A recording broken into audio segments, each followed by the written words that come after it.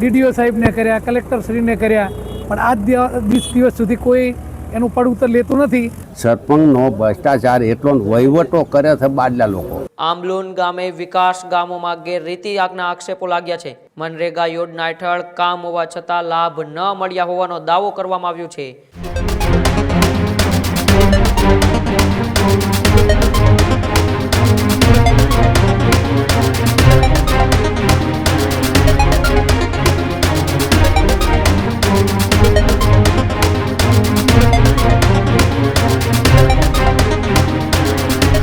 સમાચારોમાં આગળ વાત કરીએ બનાસકાંઠાની, તો બનાસકાંઠાના કાંકરેજની અંદર વિકાસના કામોમાં ગેરરીતિના આક્ષેપો લાગવાથી ખળભળાટ મચ્યો છે. આમ તો રાજ્યમાં વિકાસના કામોમાં અનેક વખતે બેદરકારી સામે આવતી હોય છે, એ ગેરરીતિ થતી હોય છે, અને એને લઈને જ એ સ્થાનિક લોકો હોય છે કે ત્યાંના જે ગામ લોકો હોય છે એ વિરોધ કરતા હોય છે. ત્યારે બનાસકાંઠાના કાંકરેજમાં ગેરરીતિના આક્ષેપોથી ખળભળાટ મચ્યો છે. આંબલુન ગામે વિકાસ ગામોમાં ગેરરીતિ આગના આક્ષેપો લાગ્યા છે. મનરેગા યોજનામાં ગેરરીતિ થઈ હોવાની ફરિયાદ થઈ છે. એસસી સમાજ માટેની ગ્રાન્ટ સામે લગાવ્યા ગંભીર આરોપ. પેવર બ્લોક અન્ય વિસ્તારમાં વપરાયા હોવાનો આરોપ લાગી રહ્યા છે. ત્યારે રોડ અને પાણીની પાઇપલાઇન માટે ગ્રાન્ટ છે એ ખોટી જગ્યાએ વપરાય છે. મનરેગા યોજના હેઠળ કામ હોવા છતાં લાભ ન મળ્યા હોવાનો દાવો કરવામાં આવ્યો છે. સરપંચ અને સુપરવાઇઝર પર પણ ગંભીર આરોપ લગાડવામાં આવી રહ્યા છે. કામ કર્યા વગર સગા સંબંધીઓના ખાતામાં મહેનતાણું ચૂકવાયું હોવાના પણ આરોપો છે. કોણે કેટલું મહેનતાણું ચૂકવાયું તેની યાદી સહિત પુરાવા પણ રજૂ કરવામાં આવ્યા છે. તાલુકા વિકાસ અધિકારી અને મામલતદારને રજૂઆત કરવામાં આવી છે. ગામના લોકો આ ગેરરીતિ સામે કડક પગલાં લે તેવી માગ પણ કરી છે. એટલે કે ક્યાંક ને ક્યાંક વિકાસના કામોમાં જે ગેરરીતિ થઈ છે તેને લઈને હવે ગામ લોકોમાં ઉગ્ર આક્રોશ જોવા મળી રહ્યો છે કે બારોબાર જે પૈસાનો વહીવટ થઈ ગયો છે, કોને કોને પૈસા આપવામાં આવ્યા તેના પણ પુરાવા ગામ લોકોએ રજૂ કર્યા છે. સાથે સાથે તેમની ઉપર કડકમાં કડક કાર્યવાહી કરવામાં આવે અને જે વિકાસના કામોમાં ગેરરીતિ થઈ છે તે આવનારા સમયમાં ગામમાં ન થાય, તેથી સામાન્ય લોકોને પણ હેરાન પરેશાન ના થવું પડે, આવી માગ સાથે ગામ લોકો શું કહી રહ્યા છે આવું સાંભળીએ.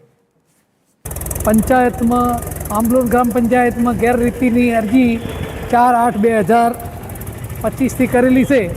ઈમેલ એટલા કર્યા છે. DDO સાહેબને લેખિત જાણ કરી, ઈમેલ કર્યા, DDO સાહેબને કર્યા, કલેક્ટરશ્રીને કર્યા, પણ આજ દિવસ સુધી કોઈ એનું પડઉત્તર લેતું નથી. એટલે આજ ના છૂટકે મીડિયાનો સહારો આ તાલુકા પંચાયતે કાંકરેજે આવી અને આજ મીડિયાનો સહારો લેવો પડે છે ના છૂટકે.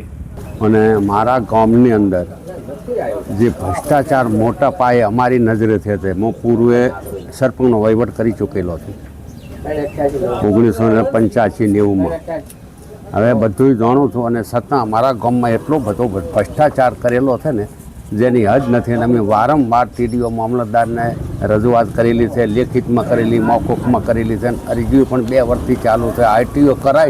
ITO કરાવીને એનો અભ્યાસ પૂરો કરી અને અમે આ અરજીઓ આપેલી છે, પણ હજી આજ દાડા સુધી તપાસ કરતા નથી. રોજ બોના બતાવે જાય, જેટલા ફેરા જાય એટલા ફેરા બોના બતાવે, પણ તપાસ અહીં થતી પંચાયતમાં નથી. સરપંચનો ભ્રષ્ટાચાર એટલો વહીવટો કરે છે બાદલા લોકો.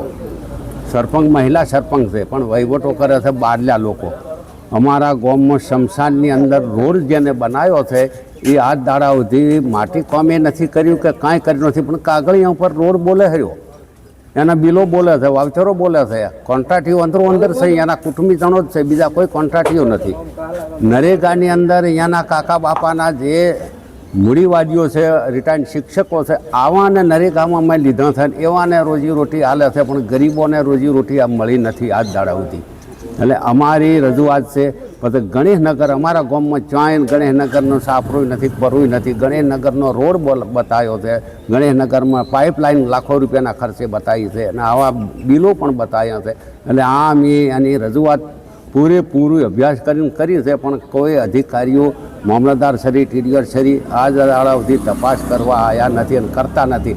અને અમે આવા હતા કે અમે તપાસ કરી છે, તો સોની તપાસ ક્યારે કરીને જાય છે? અમને ગામને આગેવાનોને કોઈને મળતા કેમ નથી? સોની કેમ તપાસ કરે છે? કયા કામોમાં અને તમને લાગે છે? ટોટલ કામોમાં છે. જો બ્લોક એમની વારીમાં આ સરપંચ મહિલા સરપંચની વારીમાં બ્લોક નહીં નખાણા, પાઇપલાઇન નથી નખાણી, ગટર પાઇપ નથી નખાણી, કોઈ કાર્ય થયું નથી. અને બધું કાગળિયા પર બોલે રહ્યું. અને અને આમ અમારા ગામમાં આ રીત તપાસ પૂરેપૂરી થવી જોઈએ એવી અમારી આશા છે ને એવી અમારી નર્મ અરજ છે સરકારશ્રીને, અને તપાસ પૂરેપૂરી કરો. અને સરપંચ કોણ છે હાલ તમારે? મહિલા સરપંચ છે દલસાબેન જાનતીજી ઠાકોર મહિલા સરપંચ છે. મહિલા સરપંચ હાથ દાડોથી ઓફિસ જોઈ નથી અને ઓફિસે આવતી નથી, તો વહીવટ કોણ કરે છે બાલ્યા?